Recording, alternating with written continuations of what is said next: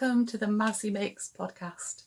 If you haven't met me before, my name's Helen and I live in Durham in the northeast of England, where I work part-time as a piano teacher, and the rest of the time is filled pretty much with making things for one sort or another, including making podcasts.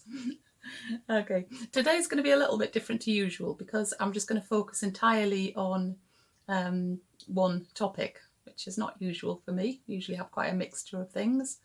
But today I wanted to just do a roundup of the 100-day project, which I've been taking part in since the 31st of January this year. And just to begin with a little bit about the 100-day project, it's basically a thing that you can join and where you commit yourself to doing something creative for 100 consecutive days. And there's just two very simple rules, and one is that you do something creative, whatever it is, for 100 days, and the second rule is that you record what you do, and if you want to, share it on Instagram along with all the other people taking part in the project. And I decided to do it because I'd kind of done drawing now and then in the past, but I really thought it was a good opportunity to make myself do a little bit of drawing each day. And so I chose for my project to do a drawing of something in my craft room every day, just a drawing in pencil and then writing over it in a black pen and then colouring it in with coloured pencils. And I decided just to do it on a very small piece of paper, a passport photo sized piece of paper. And so that's what I've been doing, and I've finally completed. So before I do anything else, I thought you might like to see all 100 pictures, not at the same time. I've put them in groups of 4, so hopefully it won't take too long to show you. But they're in order, so you'll see the first one first and gradually go through. So here is a little sequence with a bit of music of my 100 pictures.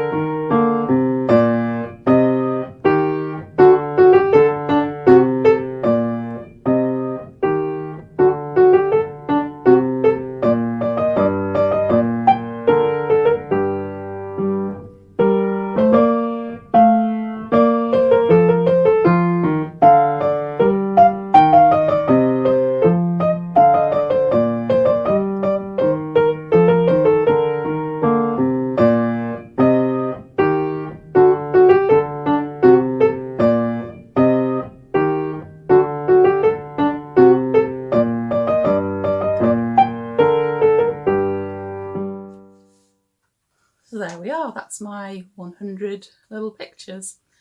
When I did start out on the project, I had a not very high opinion of my abilities to draw, I have to say. So the reason I decided to share was the hope that I might encourage other people who didn't feel like they were very good at drawing to have a go, because there's me being brave and putting my things out there in the public, and I just thought, well, it might inspire one or two people to have a go. The first thing that I really thought of when I laid all 100 pictures out together to take a photo of them all together was that looking at the pictures, you could probably work out quite a lot about me. And so I thought I would regroup the pictures. So in this first picture, well, I think one of the things that you can tell is that I have a craft room, and I feel really lucky to have a craft room of my own, and I've got plenty to keep me busy there, as you can see from all the things in the pictures. You can see that I like making things from yarn or felt or other fabrics, that I have all sorts of knitting and crochet paraphernalia, lots of things for sewing. You can see I have a lovely collection of buttons, because there's quite a few that I drew. You can maybe see that I love stationery and making art. I'm sure you can probably tell that I have a special fondness for mice, even if you didn't know that before I started. And also for birds and for gnomes too. You can see that I love miniature things, so not only because I drew tiny pictures, but because I drew pictures of some of the miniature things in my craft room. You can see I love natural objects, and I really did enjoy drawing those. I like having them around me in my craft room. You can perhaps learn that making things runs in my family. That's if you saw the pictures on Instagram and saw the information that went with them, because I've got drawings of things made by my mum and by my daughter.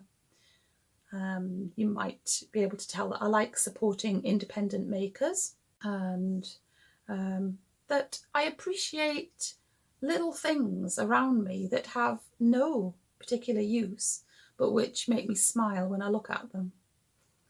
And maybe you can tell from one of the pictures that I've had my first COVID vaccination, and I knitted the little syringe to celebrate that. And when I look at them, some of the pictures bring me happy memories. The drawing of the little croft cottage reminds me of a visit to the Scottish island of Iona, where I bought the cottage. The craft stick dolls remind me of when I used to run a handicrafts club in the school where I worked. The felted dog reminds me of a visit to Jane Austen's home. Not that she had a dog, but I bought it on that trip, and which I really enjoyed. The felt house-shaped lavender bag reminds me of a wonderful holiday to see the Norwegian fjords. And the mug, which has got a design on it by a local Northumbrian artist, reminds me of all the happy times I've spent in Alnmouth on the Northumberland coast. So I'm going to tell you a little bit more about the 100-day project now, while I show you a video of me drawing one of the pictures. So I hope you'll enjoy hearing a little bit more. Well, the idea of doing something creative for 100 consecutive days was first thought up by a professor of graphic design at the Yale School of Art, a man called Michael Beirut, in 2006. The idea was then taken up by a New Zealand artist, Emma Rogan, in 2011, and she asked a few friends to join with her in committing to a 100-day creative project. And if you want to know more about that original 100-day project, you can watch Emma giving a short TED talk on YouTube where she explains a lot more about it. And I'll leave a link to it in the description box below. Needless to say, the idea quickly snowballed, and there are now huge numbers of people from all around the world of all ages and backgrounds taking part, with different people taking on the job of hosting the project.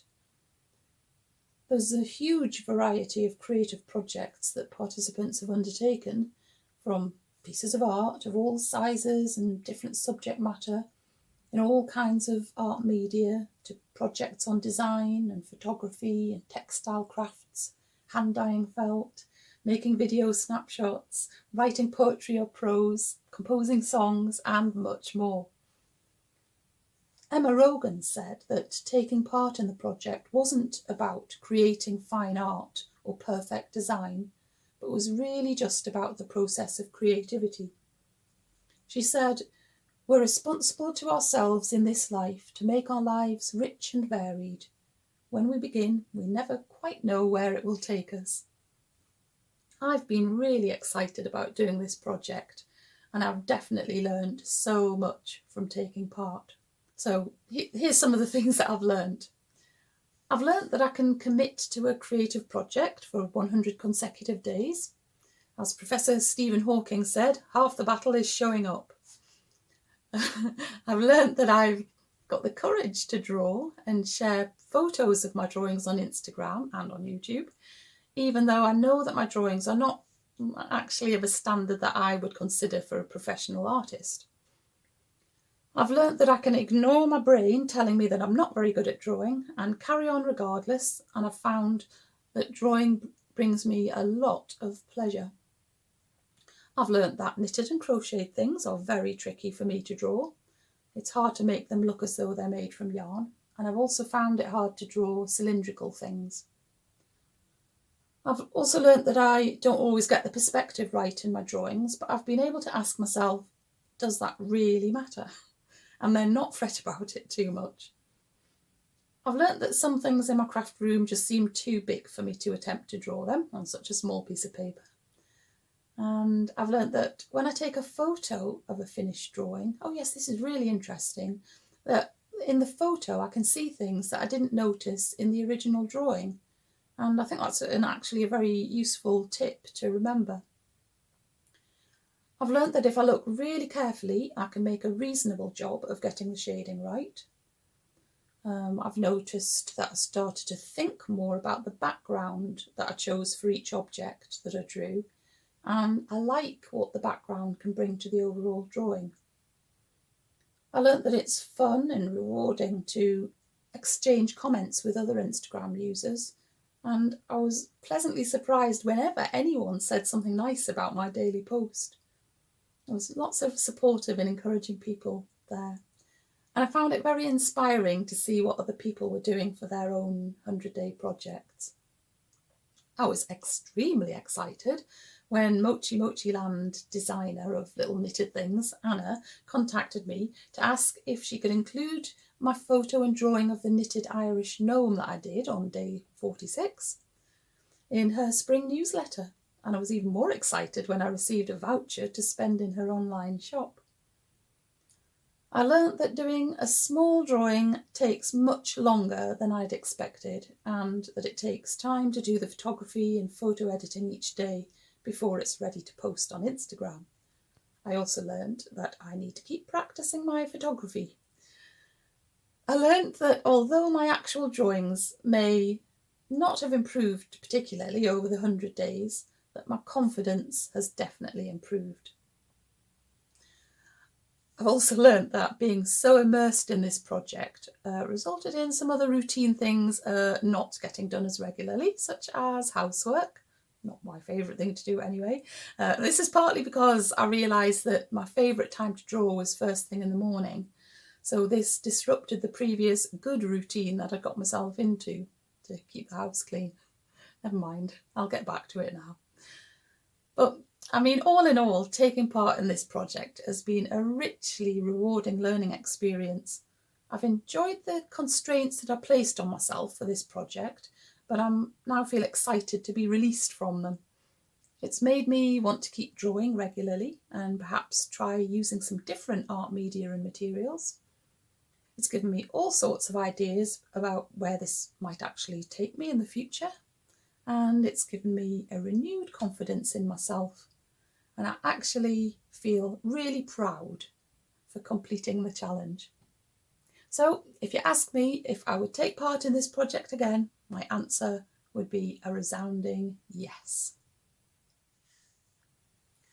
Well, before I started the project, I bought myself this frame here with space in for 4 passport photo sized pictures, and thought that at the end of the project I would choose 4 of my 100 pictures and put them in here and put it on the craft room wall.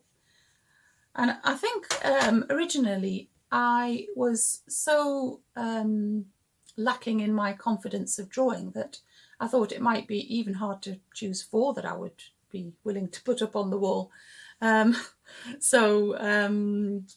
but in fact, when I put all 100 pictures together, I thought, oh, actually, they look good all together.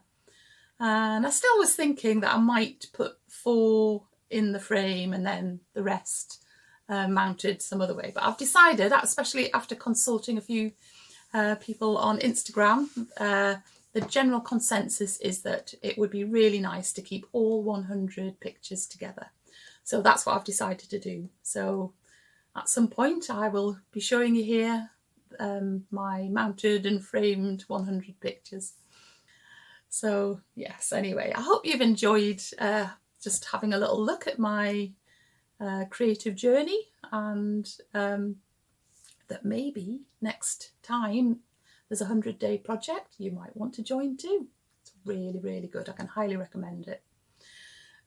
So it is actually time for me to go now. So I will hopefully see you again soon. Thank you for spending your time with me today. And I'll be back next time just with the usual things, a bit of making, baking, walking or whatever. So until then, I hope you have a chance to do something creative and keep your hands and your imagination busy. Okay, that's all for now then. Bye.